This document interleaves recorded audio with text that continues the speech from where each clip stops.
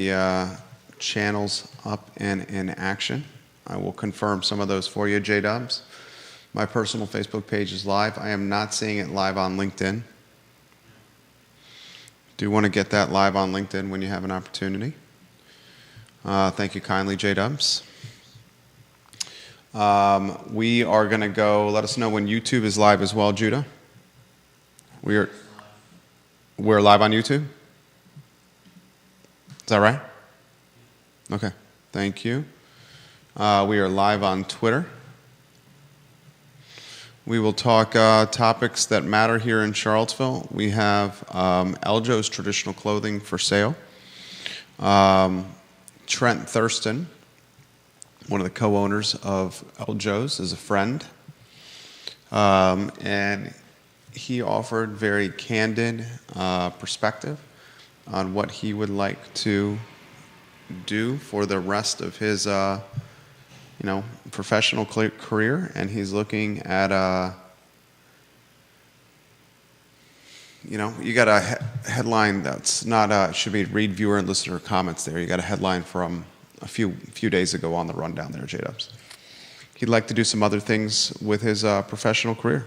So we're going to talk about Eljo's, and we're going to talk about one of the most iconic businesses in this community, ladies and gentlemen, founded in 1950 by a pair of brothers. And we're going to compare and contrast Eljo's from an iconic status to some of our other favorite icons in a community that we love very, very dearly. We'll talk on today's program, UVA climbing the ranks of the U.S. News and World Report rankings again. That is something that is impactful not only for University of Virginia as it recruits some of the top talent in the nation to its university, but it impacts our community in Charlottesville, now Morrow County, from a change standpoint, a gentrification standpoint, economic development standpoint. We'll talk about that today on the program. We had a very valued viewer and listener, Rob Neal, share a topic with us. Rob, I want to thank you again about passing along the Mike Barber and David Teal news, two of the most iconic sports writers in the Commonwealth. I mean, maybe the theme of today's show is institutions and icons. The challenging part of being an institution and an icon is once you have that kind of longevity and sustainability, there are headwinds you face. And Mike Barber and David Teal's case, it's probably a headwind associated with pay. And when you talk sports writers in the Commonwealth from an icon standpoint, the first is Jerry Hootie Ratcliffe, the star of the Jerry and Jerry Show here on this network, and the man behind his namesake website, jerryratcliffe.com. And the next level of icon is David Teal and Mike Barber. So we'll talk about that today. Rob, thank you for sharing that with us. J-Dubs, let us know when we're live on LinkedIn, and we'll get rocking and rolling. Oh, we are live on LinkedIn. Thank you very much. Excellent. It looks like we're live on all channels. We can rock and roll. My friend, when you're ready. Quiet on the set.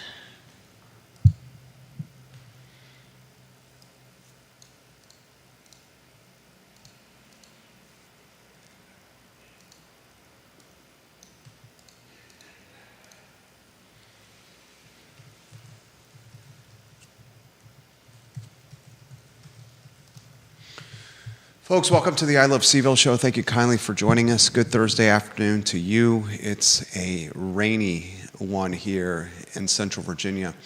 Where we live in the Ivy area, the connector road to Ivy Road to get out of our neighborhood was flooded. We were uncertain, my wife and I drive our oldest son to school, and we were uncertain if our family Toyota, we have a family Ford Explorer and a family Toyota Avalon, could make it over this treacherous path of flooded road in the right in the urban ring, right across the city line in Ivy. Fortunately, the roads cleared. We navigated the flooded, treacherous path, and I got the wee lad to school in time on a Thursday, a soggy Thursday, but I've heard reports that Old Garth Road has been flooded. And I've heard parents ask the question, why were schools not delayed because of these types of conditions?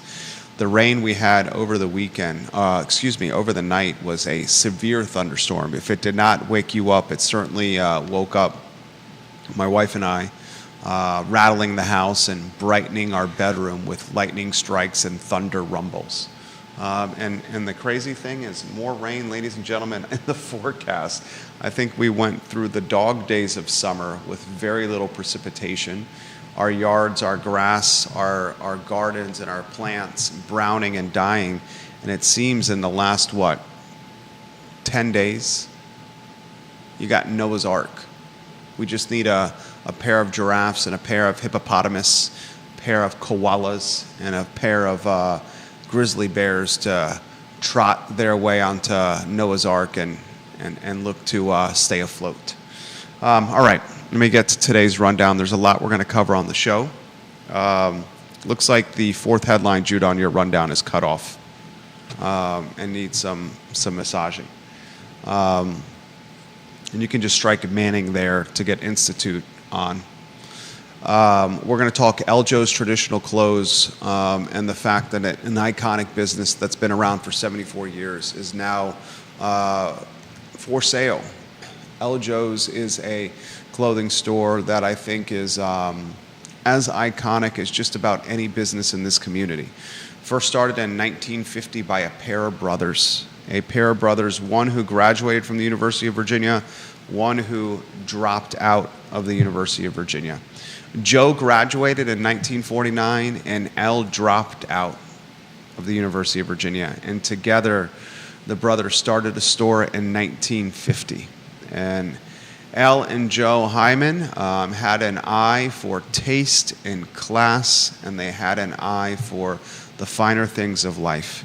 And Miles Thurston, during his senior year of high school, he had no plans to go to college because his expectation was to be drafted into Vietnam like many his age. He joined the Marine Corps on his 17th birthday, went to active duty after high school graduation, and served until he was 19. Miles returned from service in 1964, was not called to Vietnam, came back to Charlottesville, and found a job at Eljo's Traditional Clothes.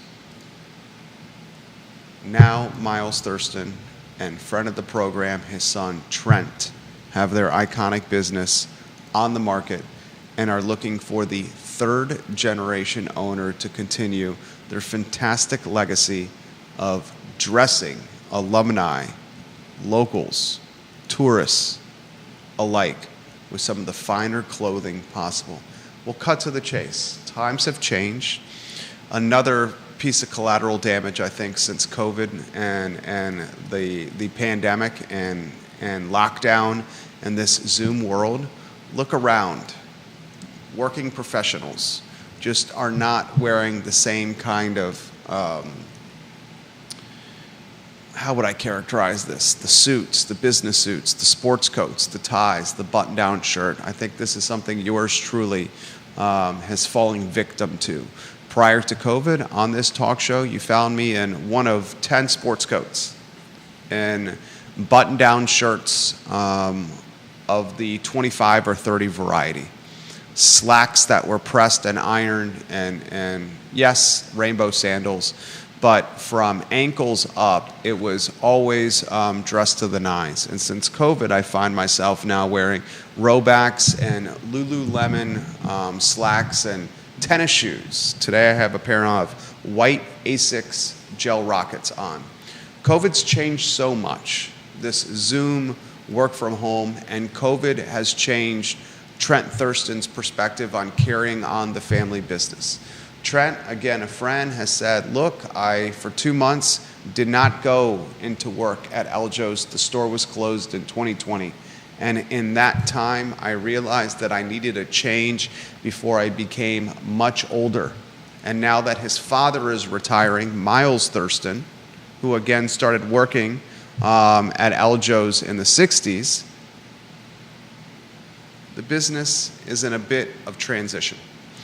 The Thurstons are going to give Eljo's to the end of the year. If they can't find a buyer, they are going to have a fire sale and have one last hurrah with their customers and clients. I've been told that there are a handful of interested parties potentially looking at purchasing Eljo's and continuing the legacy. But we will be straightforward. There are headwinds for the fine clothing market and how people purchase fine clothing. The internet has changed so much of our consumer behavior, and it certainly has with Eljo's. So we'll talk about Eljo's, its legacy. There's not many businesses in this community that have been around 74 years, ladies and gentlemen. And we will compare and contrast it. Frankly, Judah, you have to update this list, iloveseville.com/old Seville restaurants. Do we have one? Actually, this isn't a restaurant. Do we have one that is not tied to restaurants, an iconic business? Not yet. One on I Love Seville? I don't think so. Okay. Maybe that could be a piece of content we create on iloveseville.com. You did a fantastic job, Judah Wickower, of creating this list, the oldest and longest running restaurants around Charlottesville, Virginia. You can find that at iloveseville.com/old Seville restaurants.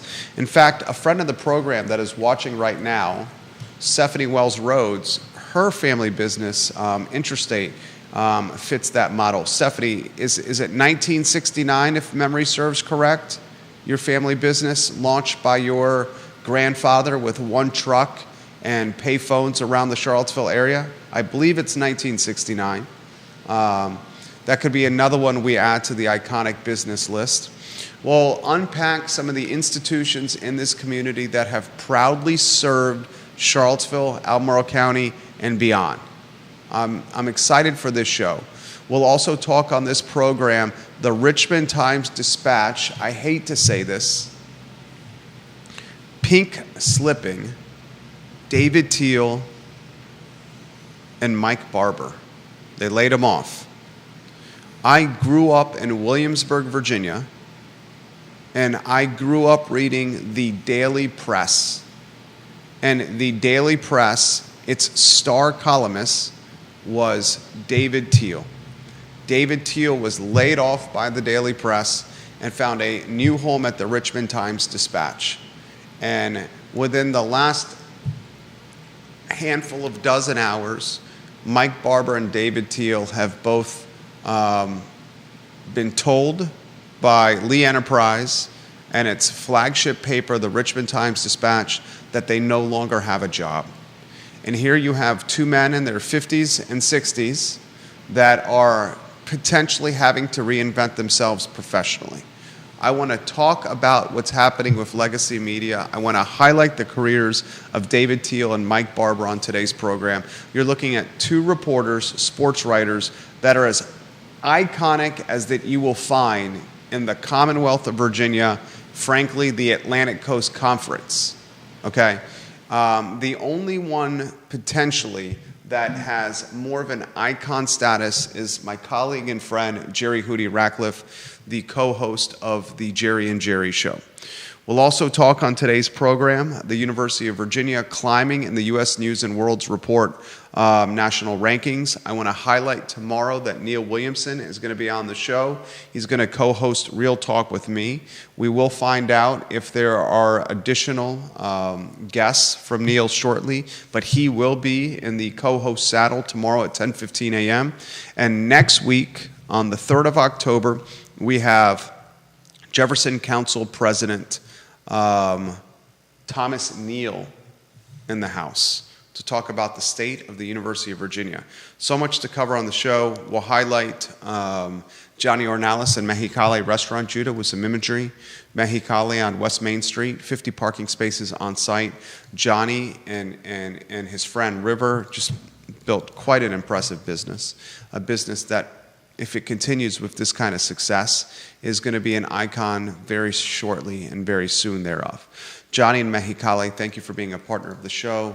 Pro Renata, I think, is heading into icon status. The Crozet, the Disney World of Crozet, Pro Renata's got points of sale everywhere, real estate development, hiring nearly 100 people, buying brewery equipment that's nearly $1 million in value from the old Skipping Rock location and now improving its product. I mean, I'm so impressed with the beer baron, John Shabe, and what he has done, going from dentist to beer baron.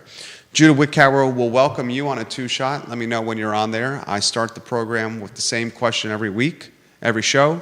What is the headline, Judah, that you are most intrigued to chitter-chatter about today? I think Aljo's is compelling. It tells a story of not just how businesses have changed, but also how styles have changed. I think we don't realize sometimes that Aljo's being on the corner was actually used by students. There used to be a time when students, were dressed as well as lawyers, and Aljo's is where they got their clothes. My dad went to the University of Virginia, first started as a student in 1968. He was a graduate of Hampton High School in the Peninsula District, a proud Hampton Crabber. The middle child of three brothers, my dad. His oldest brother, Jack, went to West Virginia University in Morgantown. My father dropped off by his father, Jules Miller, my grandfather, who has since passed away a long time ago, and times were different. Mm-hmm. My grandfather visited my father twice at the University of Virginia, despite being less than 3 hours away. The first time, when he dropped him off for school as a first year, and the second and last time, when he graduated? When he graduated from school. Every time in between, when my father had to come to and from Charlottesville to his home in Merrimack Shores in Hampton, Virginia, he caught a ride with friends or he hitchhiked home. He hitchhiked home from Charlottesville to Hampton as a first year, as a second year, as a third year, as a fourth year. When he started at the University of Virginia, my father, in 1968, he proudly would attend classes in a coat and tie, a requirement. If it's 105 degrees, you wore a coat and tie, slacks and nice shoes, button-down shirt.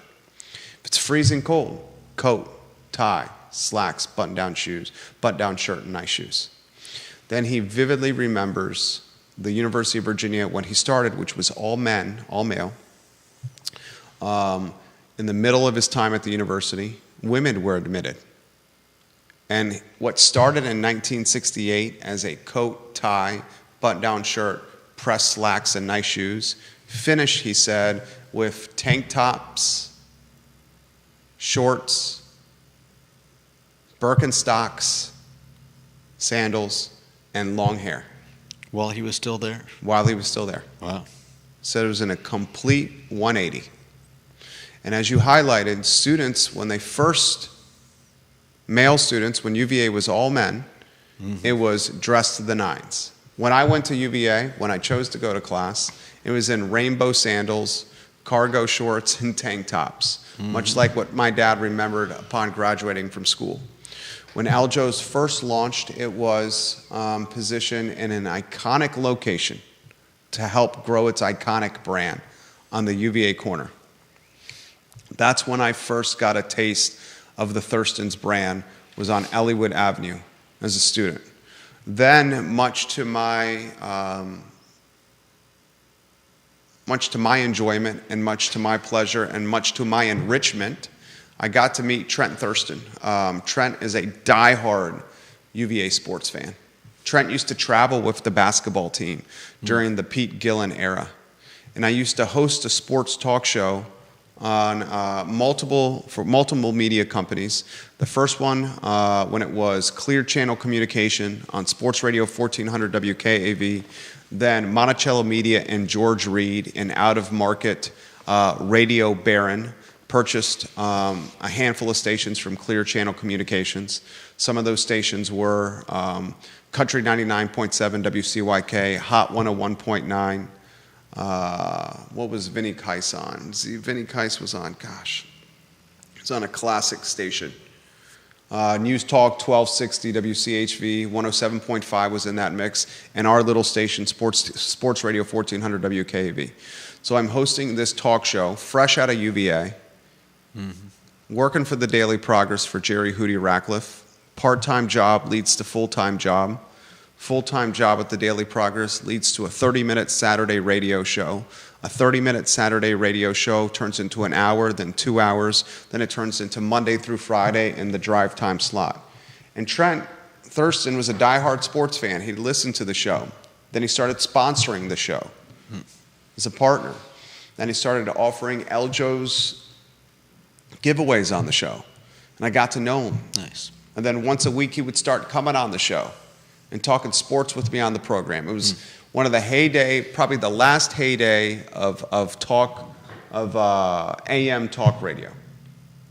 And at that point, I realized that this guy loves the brand Eljo's. He loves the University of Virginia. He loves Charlottesville, and he has an opinion on a lot of things. And he's quick to offer that opinion on a lot of things. And it's bittersweet. He says that it's absolutely bittersweet in multiple media stories. The latest on the UVA website, news.virginia.edu. He said, I had an awakening during COVID when the store was closed for 2 months, and that I wanted to do something completely different. Now, both Trent and his father, Miles, say the store is doing great. Yeah.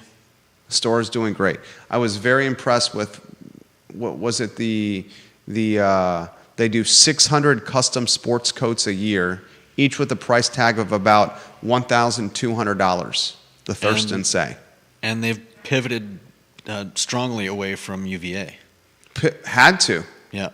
Had to pivot strongly away from a student walk in, we need clothes. When Eljo's open, the student could go in, be outfitted with clothes, and on an honor code payment system, could leave with the clothes without paying, on a handshake And they with the owners and say, we'll pay you what we owe when we can. And the owners would be fine with that. I believe that was their stipulation, oftentimes. And on top of that, they weren't charging interest. Weren't charging the VIG. Yeah. Well, I hope they find a buyer. I hope the buyer's the right buyer that continues the Thurston legacy, the El and Joe legacy. I hope we see Eljo's traditional clothes that is in his 74th year celebrate 100 years. Yeah. I would love to see that. Yeah, it's great to see businesses that have sustained themselves in a community like this continue. This has led and pass the torch. This has led you and I to ask the question, the icons of icons, the Ragged Mountain running shops of the Charlottesville area, the Eljo's of the Charlottesville area, the Timberlake Drugstore. Timberlake Drugstore, founded in 1890, ladies and gentlemen. The fantastic lunch counter with milkshakes and grilled cheeses and a wood-burning fireplace in the back of a drugstore. The Virginian restaurants that just celebrated a 100-year anniversary, founded in 1923. Mickey Tavern in 1928. Riverside Lunch in 1935. Jack and Jill's in 1944.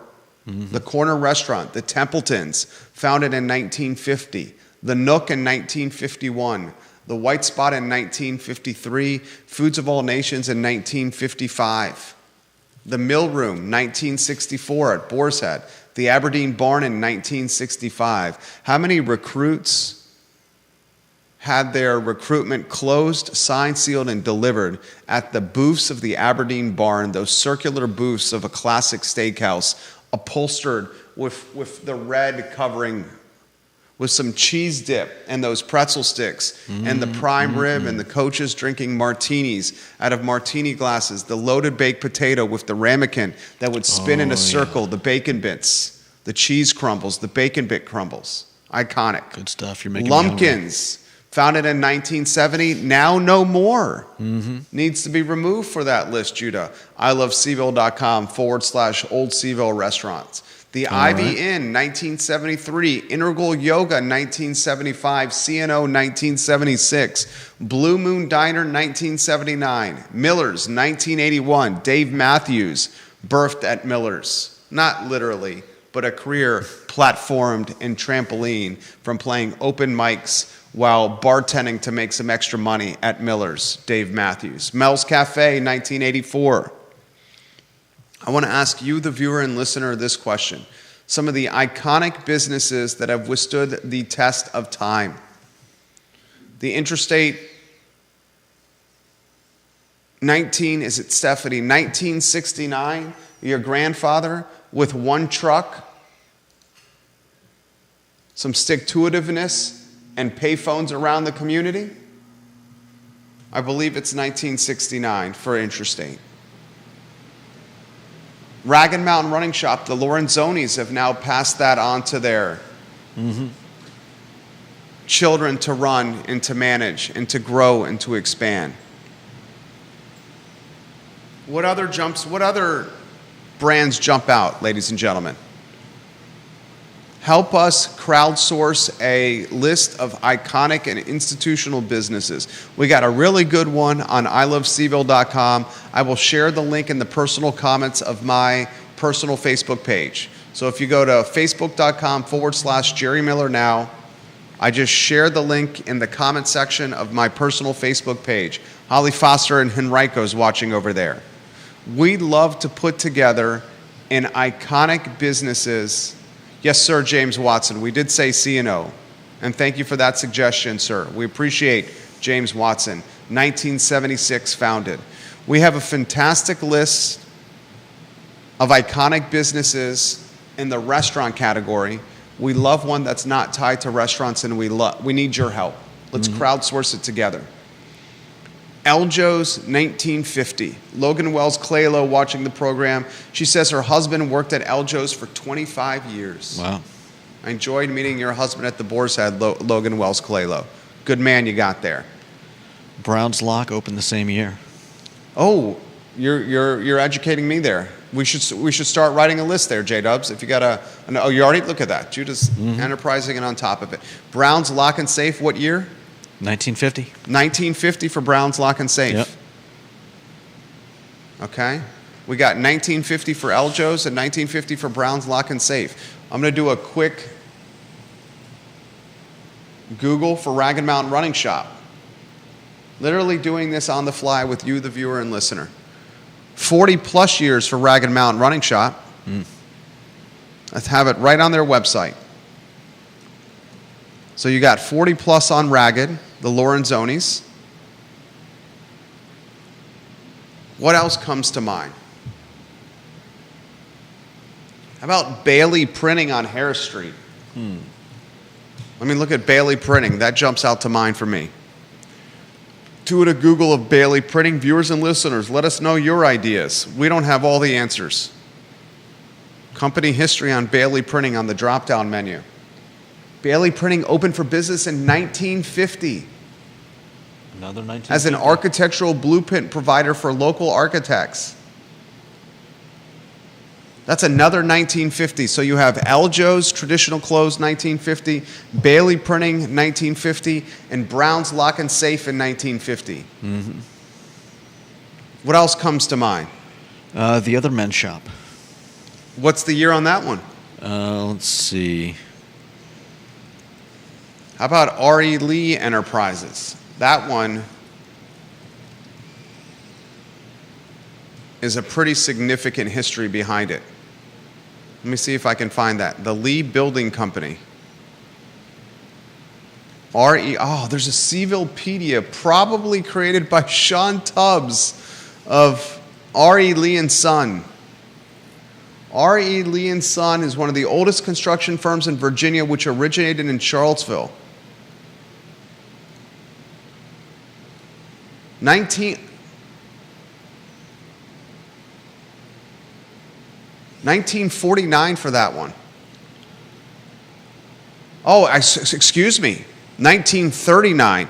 R.E. Lee was co-founded in 1939 by Robert Edward Lee, a mechanical engineer, and his son, Robert Irwin Lee. The Lees moved to Charlottesville in 1911. The younger Lee, 1908 to 1978, his time on this planet, attended Charlottesville High School and graduated from the University of Virginia School of Engineering in 1929 with a BS in civil engineering.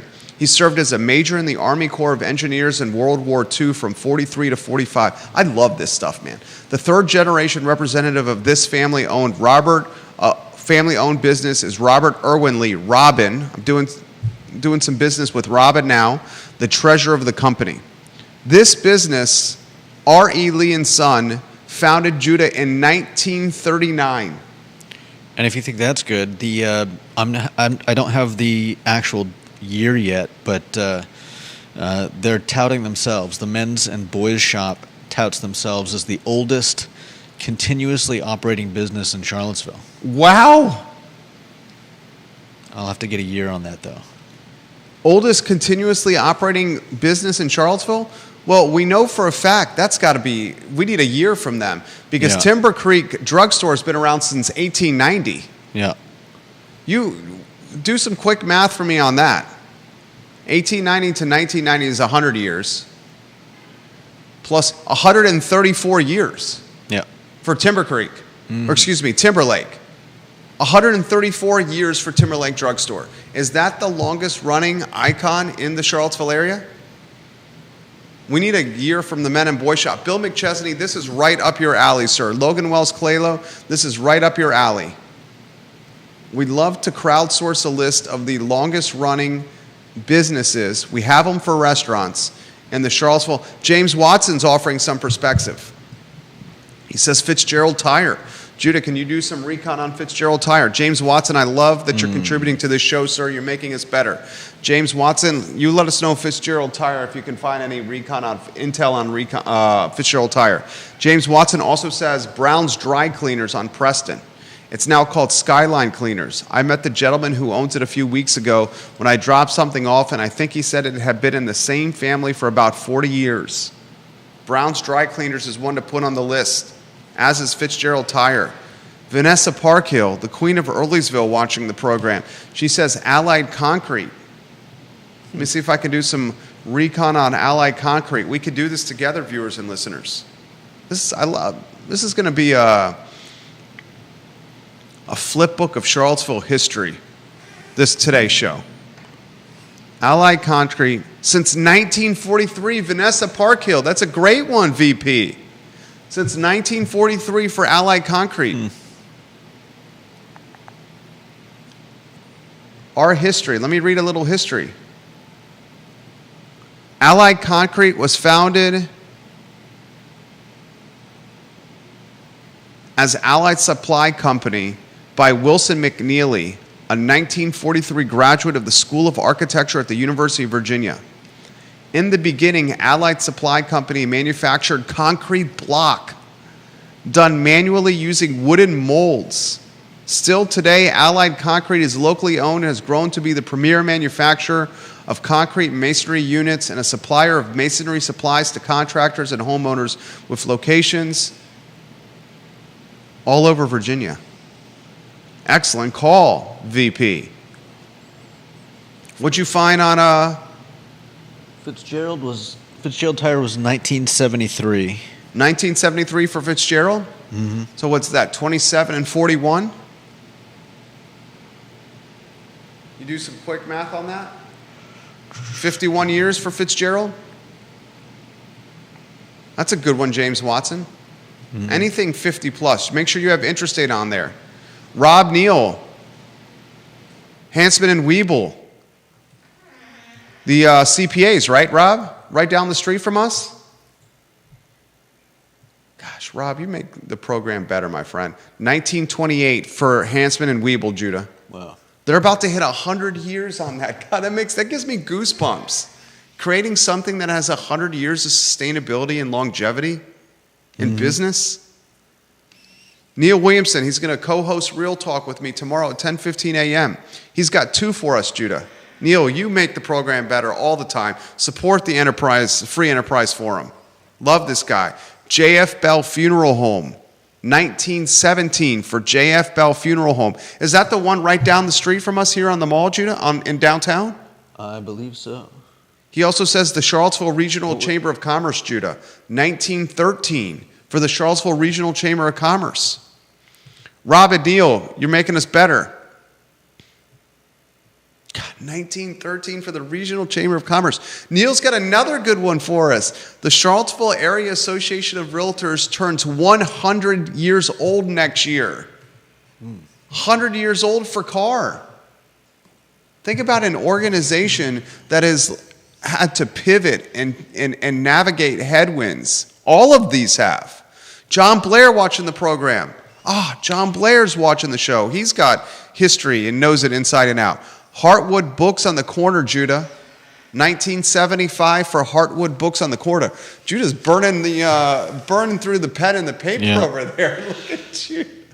Heartwood Books on the Corner, 1975. He says, if you know anything about Ellwood Avenue, that used to have some interesting businesses back in the day. He also says Virginia National Bank opened in 1998. So they're 26. Virginia National Bank started by the Craig family, if I'm correct, right? Crozet Hardware, founded in 1949, Judah. How about Martin's Hardware? John's got me thinking, making us better there, John Blair. Martin's Hardware. I'm going to the About page. We're literally doing this together, guys. Good Lord, Martin Hardware was founded in 1893. Ooh. Tell me if you need me to slow down here, J-Dubs. I mean, this is going to get unwieldy before long.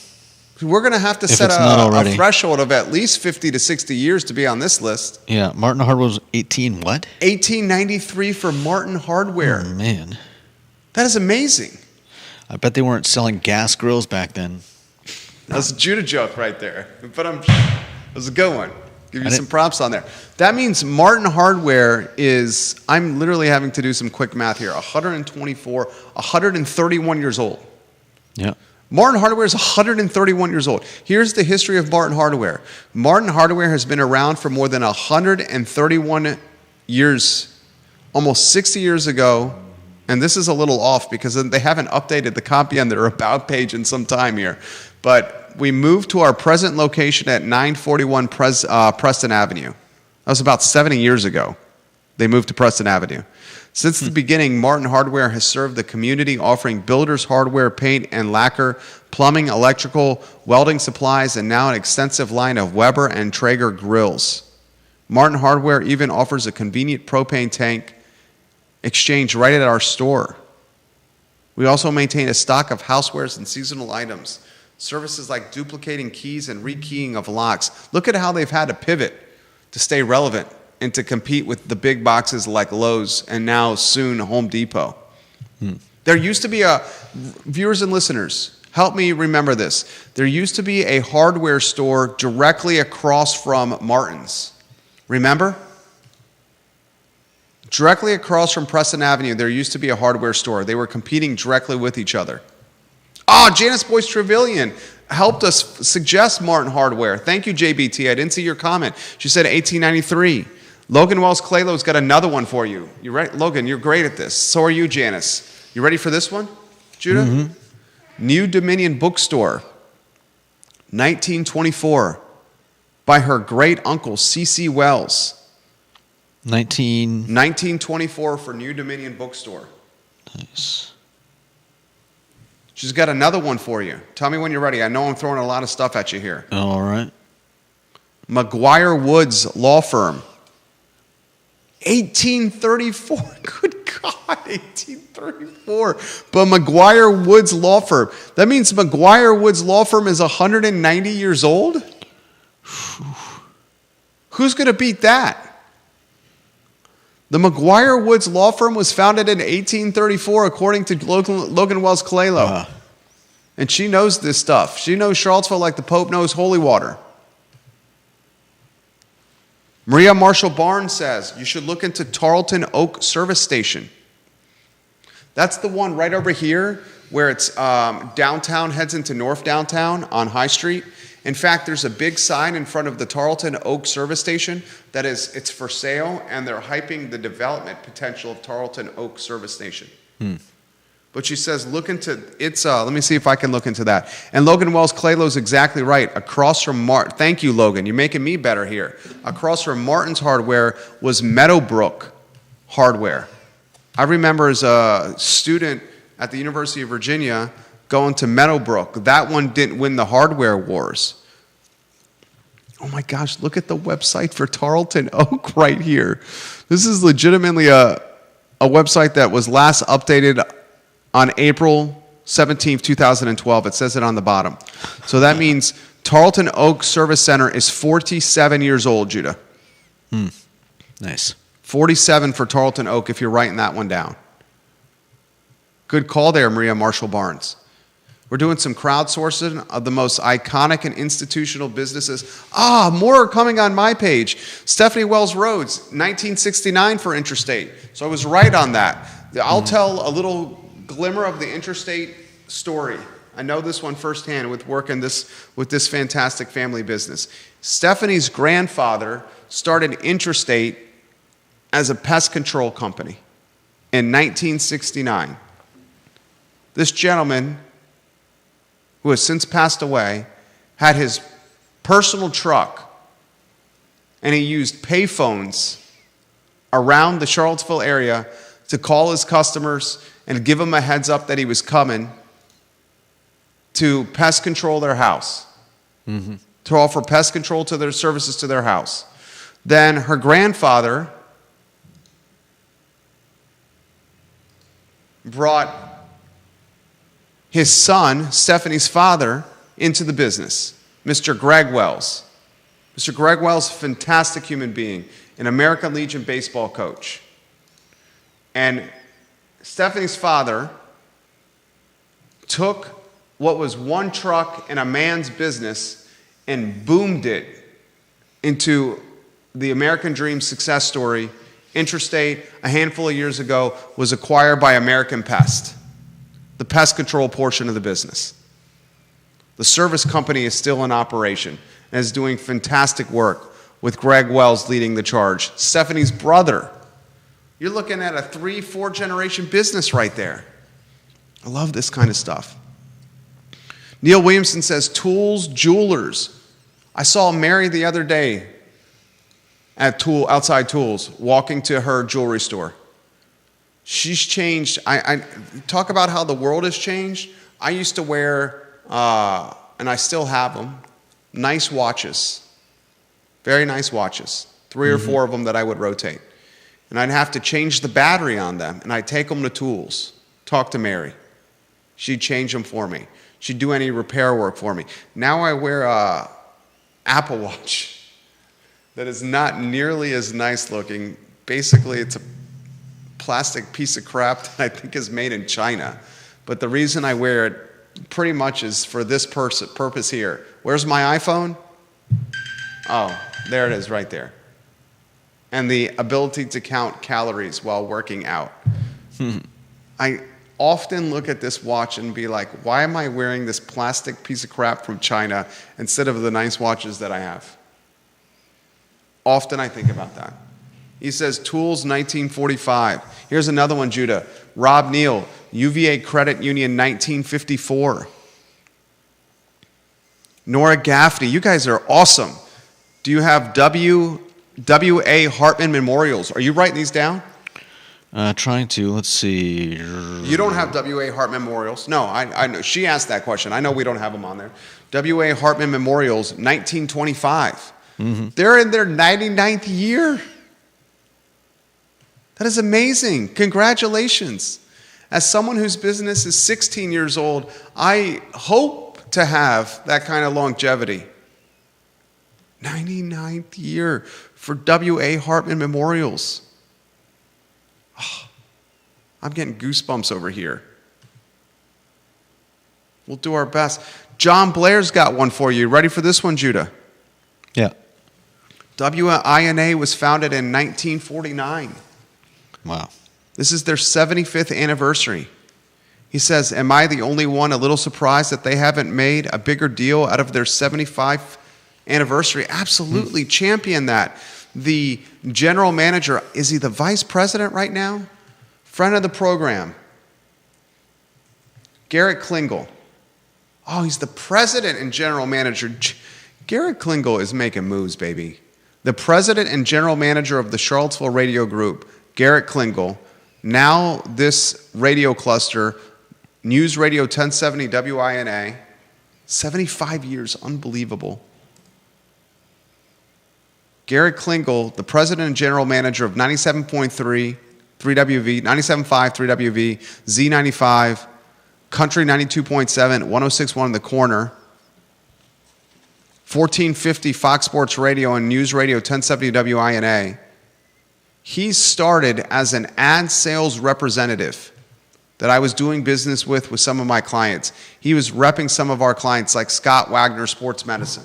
We were doing business, placing ad sales, and now he is the president and general manager of this radio group. Props and kudos to you, Garrett Klingel. An amazing trajectory, professional. Unbelievable. Such an incredible community we live in. I know oftentimes on this program, we talk about the challenges the community faces, the headwinds. And I highlight what I find to be dysfunction at times with the burden placed on taxpayers and the don't see the forest through the trees decision making with elected officials. And I highlight how UVA is expediting gentrification in our community. And I highlight those headwinds and those challenges because I love the community so much. It's not cynicism. It's points of concern that I'm seeing that I want to potentially help change by utilizing our platform to bring them to the attention because we see media outlets are watching the program. Why are media outlets watching the program? Look at what the Richmond Times-Dispatch just did. They just laid off their two most iconic and institutional sports writers, Mike Barber and David Teal. And now those beats and columns will be covered by rookies, lower paid, cheaper personnel that is going to have to work harder for less money, do more with less. And when you have to do more with less, you are devaluing the product you're providing readers, and you're doing an injustice to the community. I see with the platform, we have media outlets all over Central Virginia watching the show, scouring news coverage. And I want to put the platform and utilize it in a way where it's the water cooler of our community. But today's program highlights how much we love Charlottesville. We've spent the last 50 minutes championing the most iconic businesses in a community. Judah's already done a hell of a job putting together the iconic restaurant list. When you put this iconic business list together, make sure you co-promote, make sure you mingle or cross-promote the iconic restaurant list. So viewers and listeners and readers alike can toggle from the list of iconic businesses over to the list of iconic restaurants. We want cross-traffic on both, please, sir.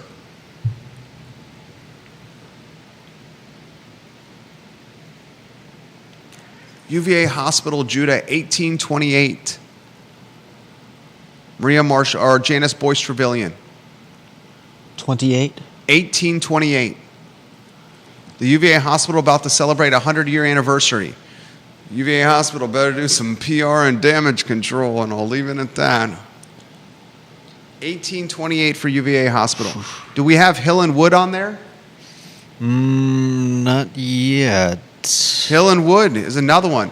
Good night. Goodness gracious. I think we have 3 funeral parlors in there. Being in the business of death must be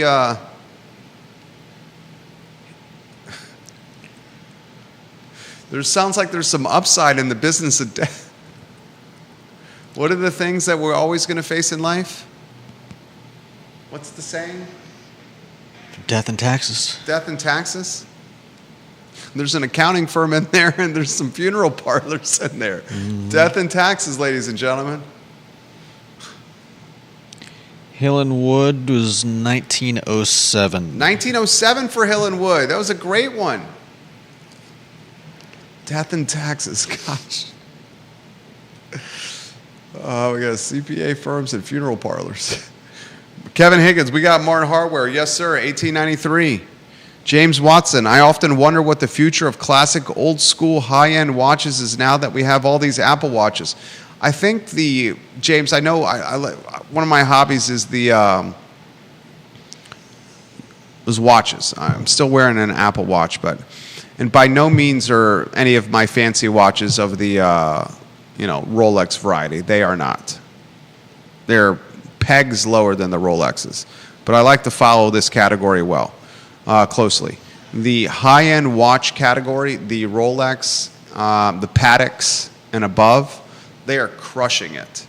They have proven to be, over centuries of time, a fantastic investment and do a very good job of holding their value, especially if you maintain the condition of the watch face and the band and you keep the box and the paperwork that come with it. You're talking about something that returns value, not like a car where it's dropping 30 or 40% and clip as soon as you drive it off the lot after purchasing it new. The Rolex return on investment is significant over time. And that's a piece, it's not, I don't even, it's not even like a watch, it's a timepiece that can be passed on from generation to generation. Olivia Branch, the JF Bell Funeral Home, I believe we have that on that list, do we, Judah? Yeah. Thank you, OEB, the Queen of Keswick. Love you, Olivia Branch. Vanessa Parkhill says Crutchfield. I know you got your hands full over there, Judah. I'll look at Crutchfield myself here. Let's look at Crutchfield. Crutchfield. Gosh, Crutchfield's got a Wikipedia. Crutchfield has over 600 employees. Unbelievable. Unbelievable. 1974 by William G. Bill Crutchfield Jr. Unbelievable. 1974 makes Crutchfield, having to do some quick math here, 50 years old. Yeah. 50 on Crutchfield.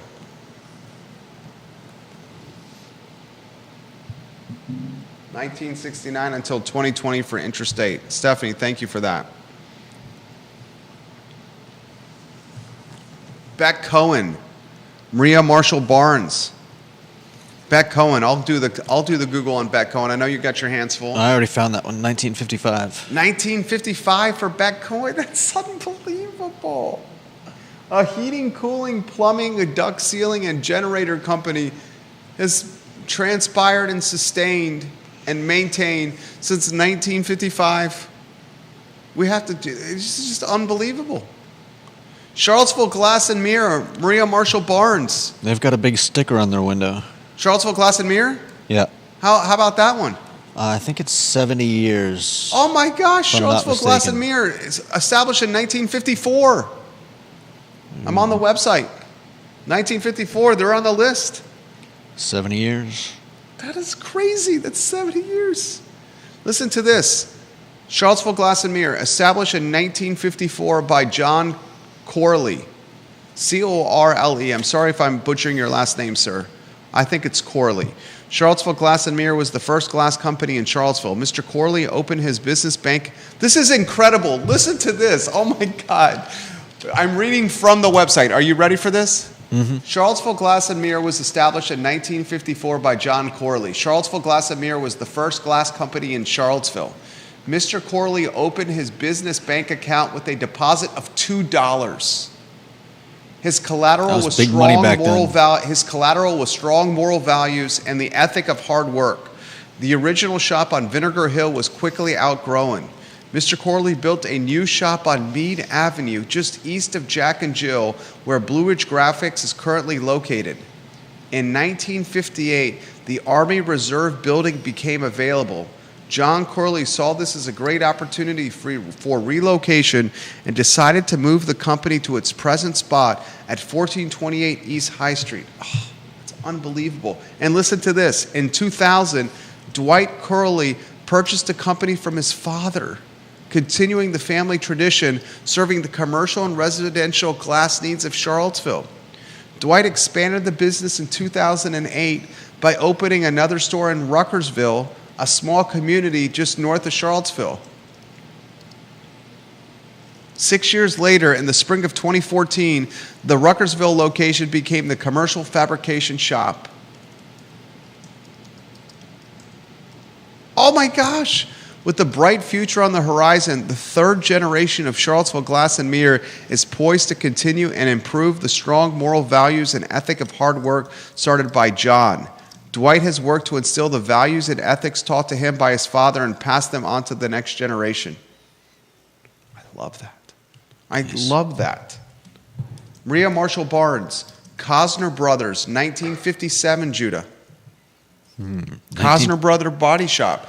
The whole East High Street corridor. Yeah. Cosner Brothers, Jack and Jill's, Charlottesville Glass and Mirror. You Google Blue Ridge Graphics. Scott Harris says Timberlake's Pharmacy. Absolutely, Scott. We mentioned that earlier in the program. Timberlake Drugstore, founded in 1890. Let me know what Blue Ridge Graphics is, J-Dubs. Unbelievable. Neil Williamson, I love Neil's jokes. Funeral homes, people are dying to work with you. That's a dad joke. Dying to see you. As a dad, I now very much appreciate dad jokes. Melissa Peterson Carter. I don't think you've commented on the show. Have you ever, Melissa Peterson Carter? If so, I apologize. I'm going to send you a friend request. She said, Better Living Building Supply, fellas, 1893. Whoa. That's amazing. So that's 131 years. Quick math for Melissa Peterson Carter's Better Living Building Supply. Thank you, ma'am. Thank you very much for that suggestion. Is that 1893? 1893. Unbelievable. Love the area. Absolutely love it. Blue Ridge Graphics, 1979. 1979 for Blue Ridge Graphics. So that means quick math. Blue Ridge Graphics, 20, 44, 45 years for Blue Ridge Graphics. Printing some of the best t-shirts and graphics and merch and memorabilia out there. That's a second generation that's running it. Unbelievable. I love this stuff, guys. How many do we have on that list? I'm putting it down on paper. What's that? I'm putting it down on the computer now. I'm trying to organize them by name. He says it's not a business, but Christ Episcopal Church was founded in 1820. I think you put Christ Episcopal Church on there, 1820. How about First Baptist Church on Park Street?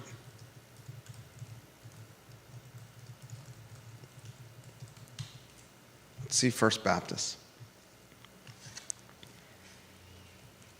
First Baptist Church, man, what an iconic spot for First Baptist. History, it's got a history page. That's a good sign.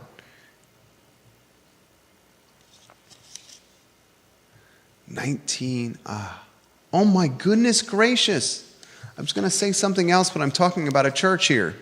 On Tuesday, August 16th of 1831, a delegation of 12 members of Pretty Creek Baptist Church went to Charlottesville and began to preach. They preached Tuesday night, Wednesday morning, and then baptized 18 converts on Wednesday evening in the Rivanna River. On Tuesday morning, August 18th, a new church was organized as Charlottesville Baptist Church with 31 members, 12 male and 19 female. Originally, the church met in the Charlottesville courthouse, and at the turn of the last century, we became known as First Baptist Church with a new building. 1831 for First Baptist Church. Wow. Unbelievable. Praise.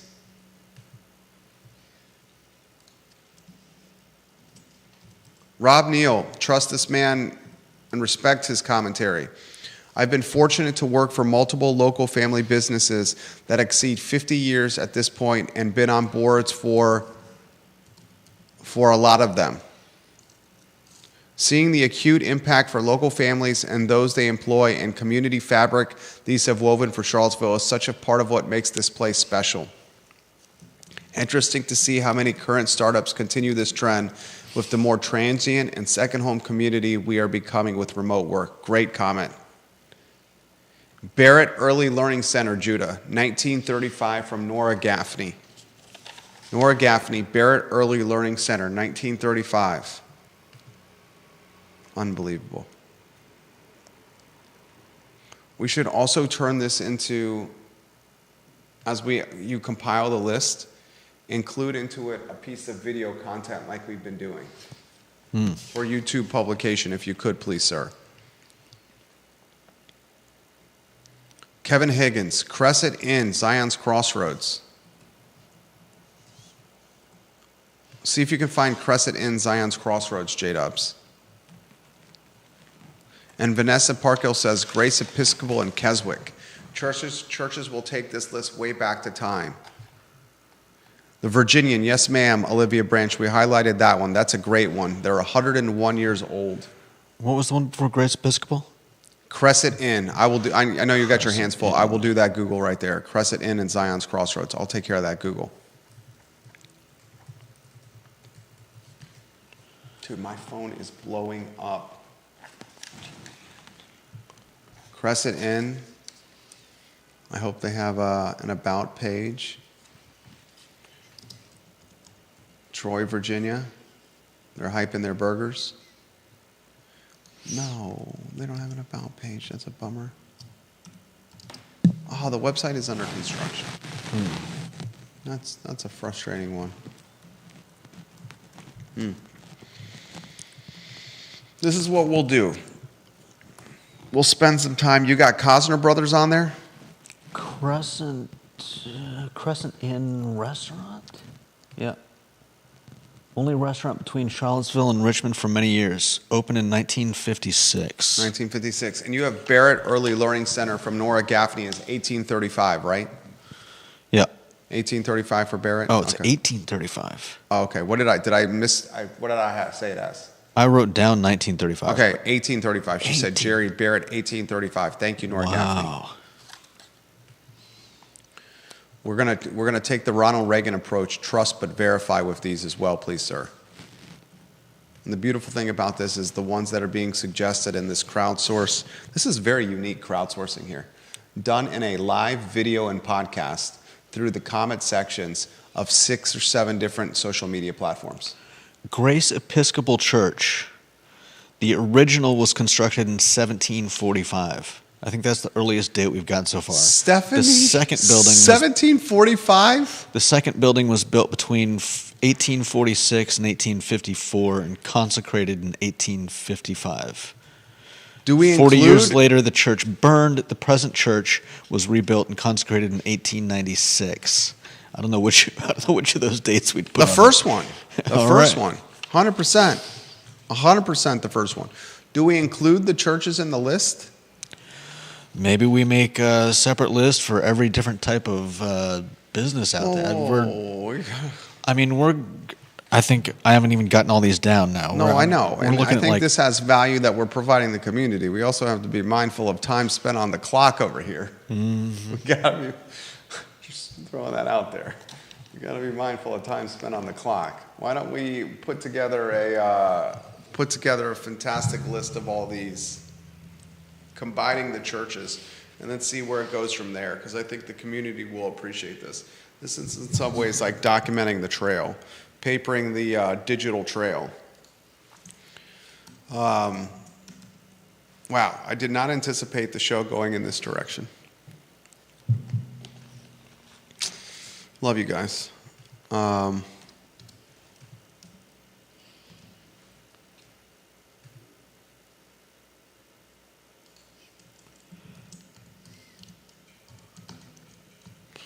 Just got an email from Yaz Washington about the 2025 election. Haven't heard that name in a while, right? Oh, Melissa Carter just sent an email to me. She says the Blue Ridge Swim Club, 1913 for the Blue Ridge Swim Club. Thank you for that email, Melissa Carter. Man, I'm getting comments and text messages. We've hit See, something positive here. 1913. Yeah, 1913 for the Blue Ridge Swim Club. And remember, we got to trust but verify these. I'm sure what's going to happen. Riverview Cemetery, Philip Dow in Scottsville says you need to look into Riverview Cemetery. Why don't we put together this? I think you have at least 30 of these, don't you? Oh, yeah, definitely. St. Anne's Belfield Academy. Stab. Vanessa Parkhill says you need to look into that one. I think Tommy Brannick, was he part of the first graduating class of St. Anne's Belfield? I believe he was. Tommy Brannick. Let's see, Tom.